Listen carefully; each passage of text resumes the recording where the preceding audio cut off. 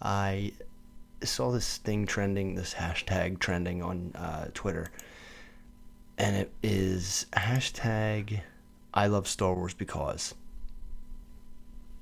And I thought, well, okay, I'll think of one thing because there's a billion things. Or I love Star Wars because lightsabers or Darth Vader. But then it was like, because it's my childhood, because it reminds me of my dad or my mom. The first thing I tweeted out was hashtag I love Star Wars because it introduced me to the term special effects. Never heard of it before.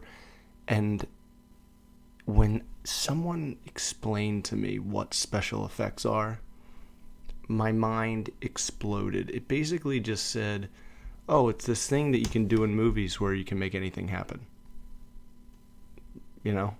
Like, it's a special effect. It's not real. But on the screen, it looks real. I mean, this is like people play make-believe even when they're adults, and it seems like there's like a lot of money involved. Isn't it amazing that the movie's making the most money right now, bar none? Our movies, our movies basically that we made with our toys growing up. It's like special effects and technology finally like caught up to our imagination, and that's why we get Endgame and Infinity War, and I mean even Last Jedi, and even the prequels. And I think I read or I heard from someone that like years and years, but like when they were doing the original Star Wars trilogy, Lucas was like, yeah, we're gonna do prequels, what all the stuff that happens before he becomes Darth Vader. But that was in a time before war, so everything was great. And so he was like, technology wise, I can't make it yet. It would just be impossible because everything has to look like bright and shiny and new instead of like old and beat up, like the X-wing and the Y-wings. Everything's just kind of like beaten up, damaged.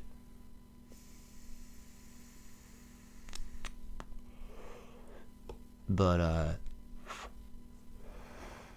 so yeah, special effects. I mean, that's what made me be a film major. My first year in college at Penn State, I was a film major because to somehow get away playing make-believe as an adult, that just blew my mind. And obviously my grades weren't good enough, and I had to get a degree. Grades weren't good enough. Not my grades in the film class, but like my overall grades. My nonsense grades.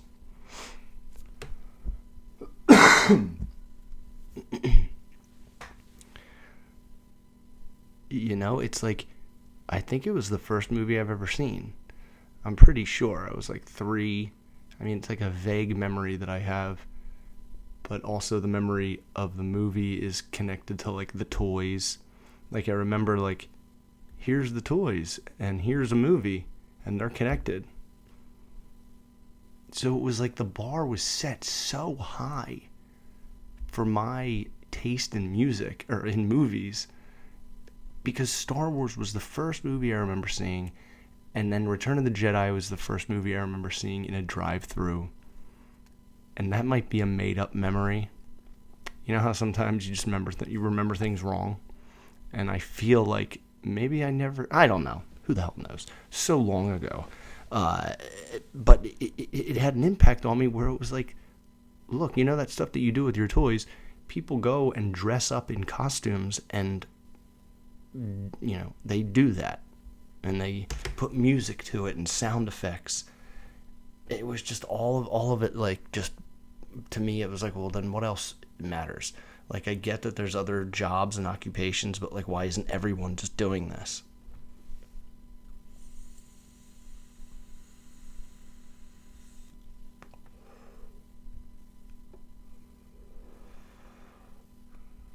And then you're like, oh, well, I'm pretty sure everybody would love to do this. or most people would love to do this. And there's no rhyme or reason as to why someone is good or bad, in the entertainment world. We just decide, the audience just decides collectively, or, the culty little pockets of extreme fans, or just a mass appeal. Or just for some reason, we didn't like it. We don't know, we don't care, there's no connection, there's no passion, there's no emotion. There's nothing in it that makes us say, like, I need to know more. It's just like meeting a person. You meet new people all the time. People introduce you to people. You just either hit it off or you don't. There's just like certain check boxes that, like, upon first impression, we decide if we like something or don't. There's like a million little factors, and for most people, it's a lot of the same shit. And if you can hit all those, I mean, that's why I think Endgame was like, it was like a cinematic achievement of no other. And it's not because it made, the most money. It has nothing to do with that. I said it after the first night I saw it. I was like, this is an achievement in cinema that's almost like the culmination of it. Like, it has every single checked off box that you want in a movie that's great, or that you want in a movie where you're like, okay, this is a great movie and it's gonna have A, B, C, D. I mean, everything: action, comedy, good-looking people, great special effects, a fun story, a great bad guy, a big team of good guys. I mean, it's endless. It's endless, all the things that this movie has. How it connects to 20 other movies. Give me a break. But I wanted to at least talk about this hashtag, I love Star Wars, because in the next 20 days, in the next 3 weeks, today is well, by the time this video posts, it'll be December 1st, which means we are under 3 weeks away from the rise of Skywalker. You know what? Is Anakin's mother's name Shmi Skywalker? Or is it just Shmi? Shmi Skywalker. Okay. So, Shmi Skywalker Lars, the oldest known Skywalker ancestor, as the human mother of the Jedi Anakin Skywalker, as well as stepmother to Owen Lars and paternal grandmother to Luke Skywalker and Leia Organa Solo. This made her the great-grandmother of Jaina, Jason, and Anakin Solo. The latter, who was named for her son, is, I think, this is like extended universe shit. Like after the Star Wars movies and the prequels, people wrote books about like the future and like expanded or extended the universe. And it's nothing George Lucas wrote, so I never got into it. I was like, well, wait a minute, this is just someone else wrote it. Like, George Lucas didn't write this, so this isn't like really Star Wars. And now that Disney owns it, they like cut it all out of the canon.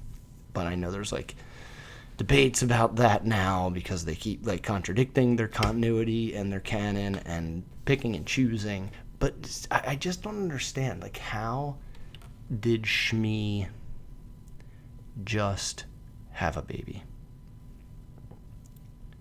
She was taken from one system to another by several masters while serving as a house servant. Upon reaching adulthood, she was dropped from the house servant status and forced into cleaning work. While some of these masters were cruel, others were kind, notably Pilipa. See, I don't know if this is canon, so I could just be reading you like nonsense right now.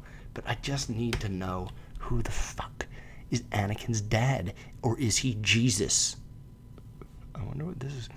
So I guess Star Wars has like their own dating letters. Like we have like AD and BC, which to this day I don't know if anyone agrees on what they even stand for. So here it says 72 BBY. Following events took place in 72 BBY. What the fuck is BBY? BBY said Battle of Yavin. That's what I was gonna say, but battle before the Battle of Yavin. ABY stands for after the Battle of Yavin. It's also known as the Battle of the Death Star, or as the Miracle of Yavin. It was a major battle in the Galactic Civil War that led to the destruction of the first Death Star. It was a crippling blow to the Empire and one of the Rebel Alliance's first major victories. And we obviously know that happened in Star Wars A New Hope when Luke shot that little tiny hole in the Death Star, the flaw left in it by Galen Erso, as we all saw in Rogue One. Born on an unknown world, Shmi was sold into slavery. She gave birth to a son she named Anakin, who also served as a slave. But she had to be impregnated by someone, right? Did Padme just get, pregnant? Remember, she was like, I've become pregnant. Does that mean they had sex and she became pregnant as a result? Or, So, around this time, Shmi discovered that she was pregnant and gave birth to a son she named Anakin. Shmi would say that her son was conceived without a father, but she could not explain how it happened. Nevertheless, she gladly accepted his birth and raised him. No, I don't like that. That's weird. That's a hole. That's a mistake. I mean, they have the science to do a paternity test, or maternity test, even though it's a long time ago. It's still in the future. Quote Family Guy. It's like the Star Wars fan base is slowly coming to terms that this is it. The story that we know of Star Wars is closing. The Mandalorian is the beginning of the non-Skywalker story, which is weird because in the way back of my head in Mandalorian, I keep wanting to see somebody else we know. And then somebody else we know. And then, oh my God, Luke Skywalker with the green lightsaber. There he is. Because he's alive right now during this time. But I feel like the fandom, the Star Wars fans, are coming to terms and are appreciating. Because the prequels, it was easy to hate them. I mean, they, for the most part, were bad. I loved Revenge of the Sith. Attack of the Clones is really bad. But The Phantom Menace, it's like George Lucas wrote that in one draft. He just used the outline as the dialogue. It's so bad. And then it's oh, here's new ones. Okay, it's easy to hate them. But now it's oh, fuck, this is the last one. Maybe we should just ease up on how much we don't like. And let's just talk about what we do like. And what we love and why we love it. And you start to realize that this thing is more than a movie. It's set the bar so high that everything compared to Star Wars feels like it's something else. It's not a movie. In 500 years, if there is a civilization, Star Wars will be such a fascinating part of our history and how it weaved itself into everyday life. I mean, baseball stadiums have Star Wars night. I don't even know what that is. What is that? Let me know in the comments, guys, what you love about Star Wars, but what you do at a baseball game that's themed Star Wars night. What do you do? Do the players have lightsaber bats? Are the balls all miniature Death Stars? Do the umpires wear robes? Alright guys, that's it for me. I didn't really have much to talk about tonight. I love all the Star Wars love that's coming on right now, and it's just going to swell and swell and swell for the next 3 weeks. And then ultimately, we say goodbye to our friends. From when Star Wars was created until now, it's what a movie franchise strives to be. Oh, hey. Make sure to like and subscribe and leave a comment and hit the notification bell. And if you're finding me for the first time, I do trailer reaction videos, hot take movie reviews, news briefs on anything Marvel, DC, Star Wars. You'll love it. Thanks.